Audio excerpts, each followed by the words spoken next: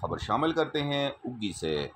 متاثرین منچورا ڈیم کے لیے بڑی خبر اور خوشخبری۔ 2018 میں فائل کیا گیا کیس ایبٹ آباد بینچ ہائی کورٹ کا بڑا فیصلہ آ گیا۔ متاثرین منچورا ڈیم میں خوشی کی لہر۔ سیکشن 4 ختم اور تمام کام اور تمام چیزیں کالعدم قرار دی گئیں۔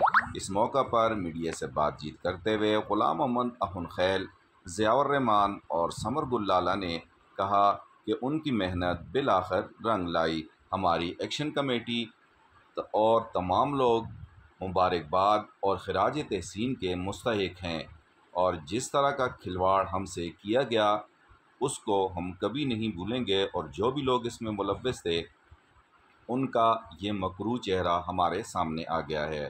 ہاں، البتہ اس موقع پر لائق محمد خان نے ہمارا بہت ساتھ دیا۔ ان خیالات کا اظہار ثمر گل لالہ اور ضیاء الرحمان نے کیا۔